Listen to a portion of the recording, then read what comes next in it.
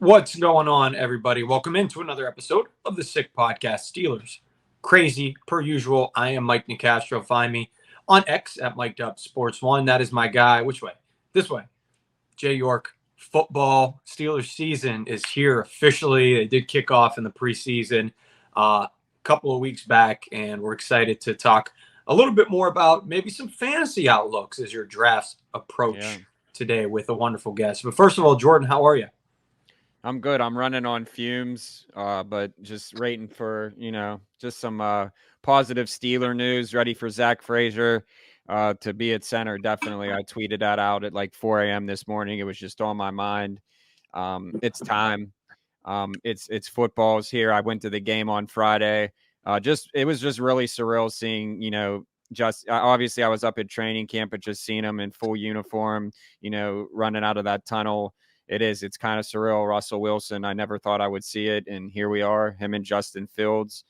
Healthy competition. So I'm ready for the season to start. I'm ready to talk some fantasy because I feel like a lot of the times it's so repetitive during the off season. And it's going to be, our guest is a really, really big fantasy guy. So going to be happy to knack his brain. So Jimmy, send it to the end zone. Turn up your volume. Because you're about to listen to The Sick Podcast.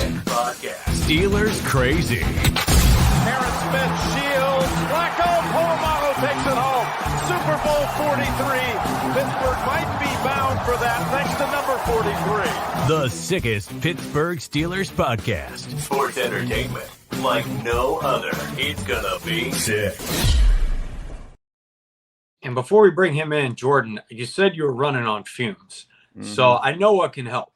And that will be a great sleep mask whenever you eventually lay down in bed. So I want to talk about that really quickly. I'm using it. I love that. I have a long trip coming up to Italy in literally 10 days.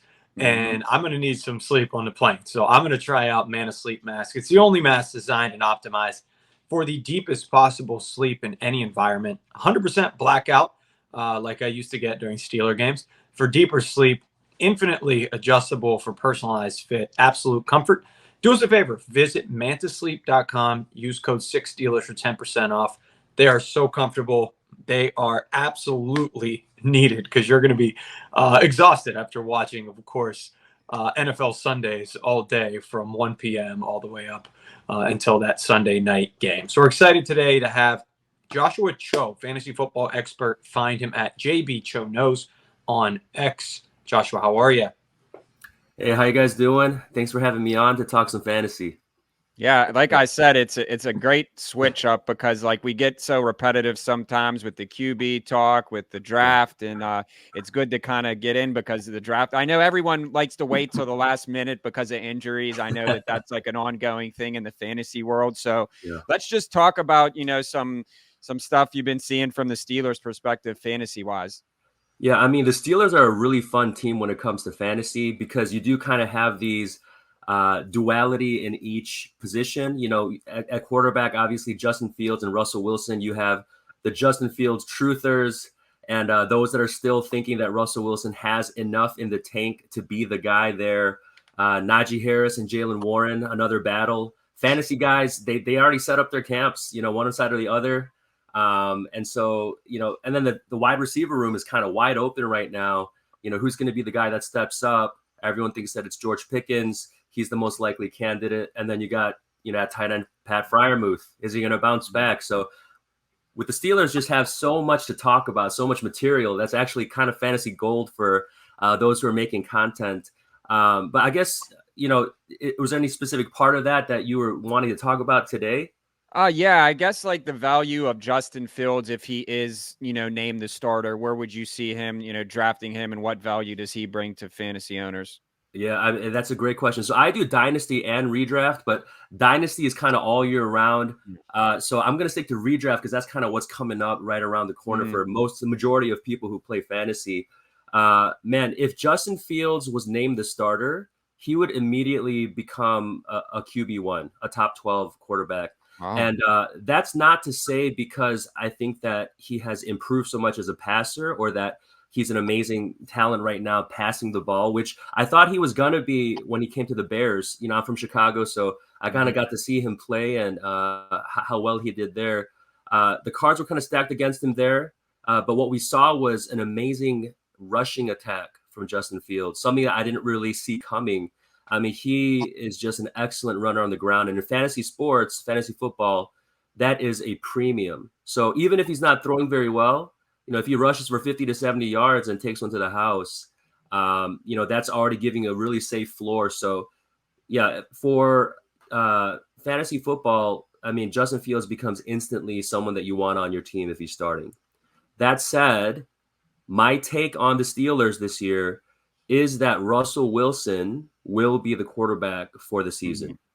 A lot of people are out on Wilson because maybe his numbers weren't as good last year. But if you take a closer look, he actually played pretty efficiently and pretty well, you know, on the Broncos. And I really think the Steelers need someone like him actually on the team.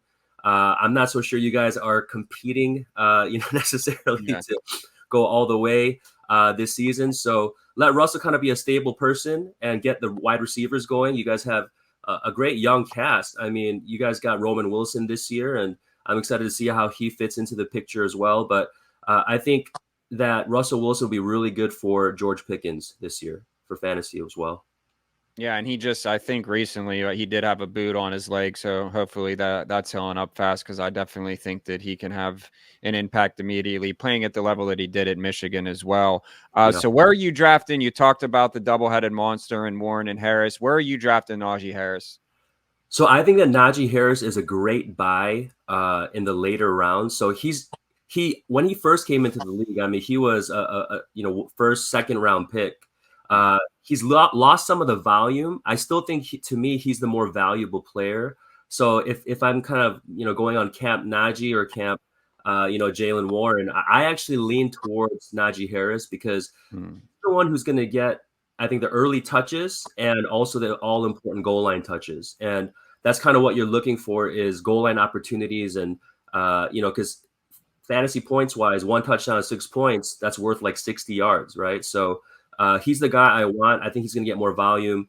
It's kind of like the whole Zeke and Tony Pollard, I think that the Cowboys used to have. Everyone says give Jaylen Warren more touches and he's going to outplay Naji, but I just don't think that that's the case. I think Jaylen Warren's able to do what he does because Naji's just pounding the ball and really tiring out the defensive. So Naji Harris, I think right now you can get in a 12-team redraft league, probably like round like 5 or 6. Yeah, but he's a running back worth waiting on if you want to go wide receivers early. Yeah. So you kind of alluded to it earlier with George Pickens. Is he ready to enter the elite? And where are you drafting him at? And then Mike, you can take it from here.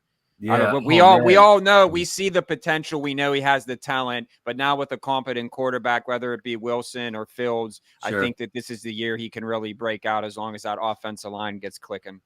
Yeah. So to be honest, anyone who follows me, at least when it comes to Pickens, I'm always hesitant to kind of vault him up into like the elite stratospheres that some people have already done. Like some people are all in. Yeah, some people are all in and saying Pickens is the guy.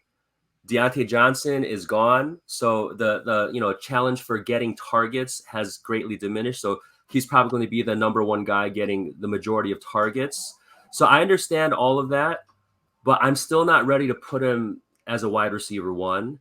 And his price keeps going up in redraft leagues right now. So I'm not sure if he's going to be on any of my teams. If he was a value, maybe, but I'm not willing to pay at his ceiling, what people's perceived ceiling is, which is a true wide receiver 1.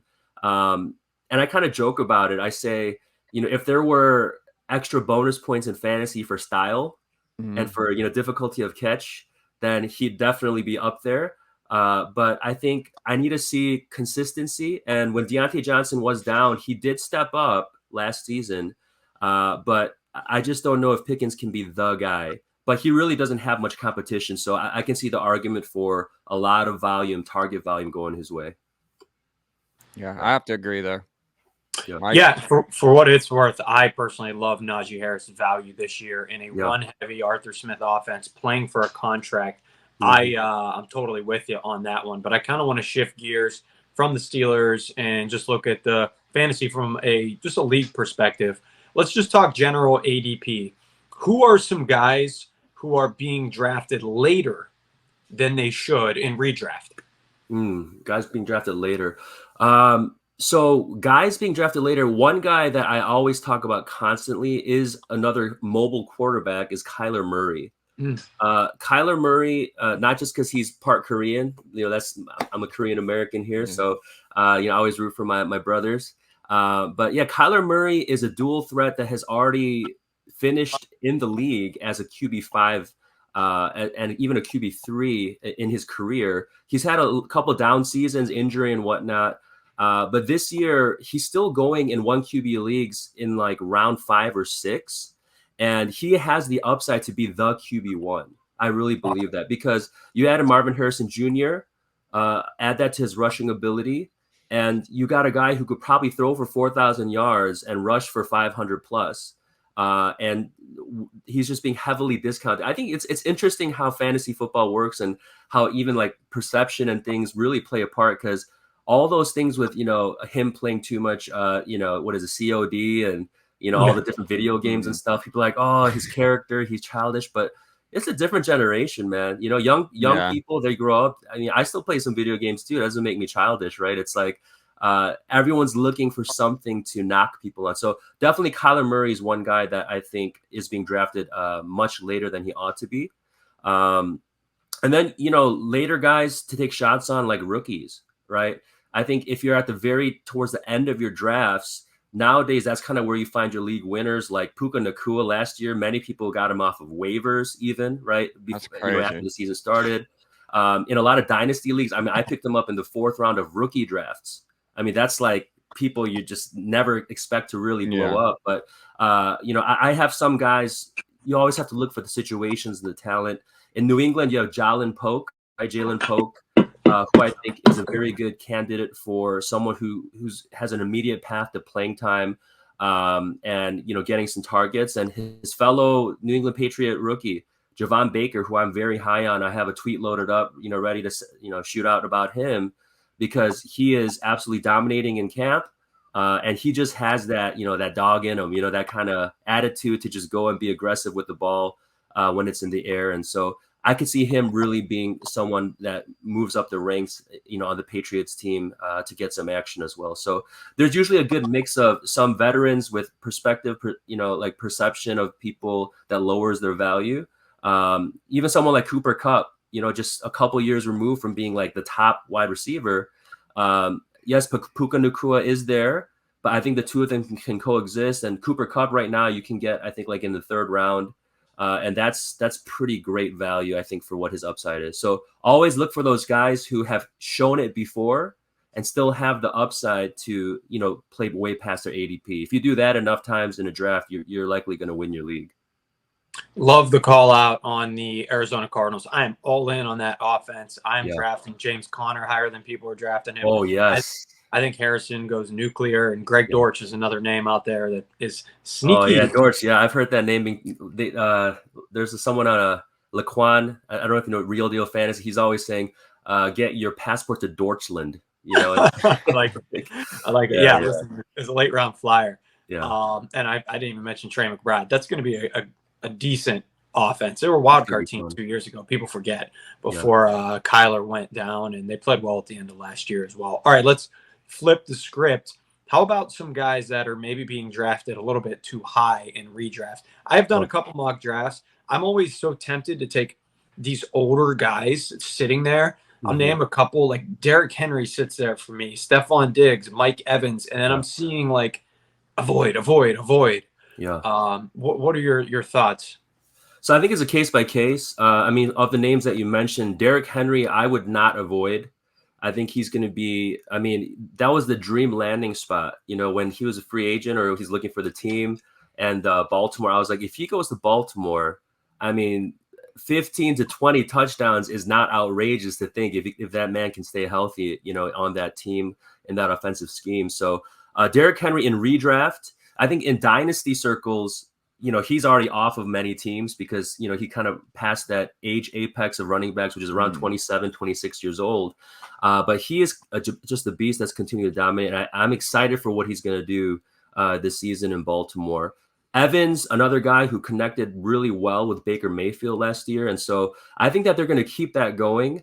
So he's also someone I think could be in a wide receiver one conversation. So I wouldn't avoid him either. I think guys actually I'm avoiding are some younger guys that are getting a lot of hype. So one guy that I might be totally wrong on, and I don't want to lead, too many people astray. So I always kind of caution, like, this is just my take, take it for what it's worth. But Devin A-Chain in Miami, he's exciting. He's electric. I think he averaged like 7.7 yards per carry last year. Wow. And on catches, like 7.3 yards per catch. So we're talking like ultra efficiency. When you see him, it's like every chance he touches the ball, yes, he has the opportunity to take it to the house. That said, he's going right now anywhere from the middle of the second round to like towards the end of the second round. And a lot of times earlier because people are so hyped on him. But he has all the tools. He has the speed. I mean, Miami's just speed. But this is the problem. Raheem Mostert is very much there, and he just signed an extension. He's the guy that's going to be getting the goal line touches and a lot of those, early down carries. And, he doesn't have, he's 30 something years old now, but he doesn't have much tread on his tires in terms of run because he's been injured and things like that in his career. So I think that he's going to be continuing to really excel, Raheem Mostert. So he's going to drive down Devin A-Chain's value. And not only that, Jalen Wright, right? They just drafted another fast running back that could possibly do the same things that A-Chain does. And so it's one of those things where I see what he did last year and it was amazing. Even if he got more touches, could he keep it up? People say, well, he doesn't need that many touches to produce. Sure. But that's not something I'm willing to bet on in the all-important first two rounds of your fantasy draft, where you could be getting guys better running backs in terms of guaranteed volume, right? So I'd rather get guys like, Jonathan Taylor and Barkley and Kyron Williams, if I can, ahead of, A-Chain. But some people are just, they're so hot and heavy on A-Chain right now. Yeah, it's difficult not to be. The ceiling, he was a DFS hero for me last year a lot of times. So, yeah. I mean, put up some 50-point games, right? Then you're right. And then others, he would have like 6 points. So, that it's volatile, no question about that. All right, before we get you out of here, Dynasty Rookies, who are some guys that you're seeing on your share a lot of shares of on your teams? Oh, so I'm in a bunch of Dynasty leagues, and to be honest, a lot of the rookie drafts they have taken place, and they're well over. Like most of my drafts took place right after the NFL draft when you see landing spots. I have a couple leagues where we drafted players before they even had landing spots just to test our mettle. Oh, that's wild. I know if we know, yeah. So I'm in a lot of super flex leagues, which are leagues that have a QB position and a flex that also allows the QB spot. So I tend to get a lot of quarterbacks. So Caleb Williams, obviously he was the 1.01 of rookie drafts in super flex.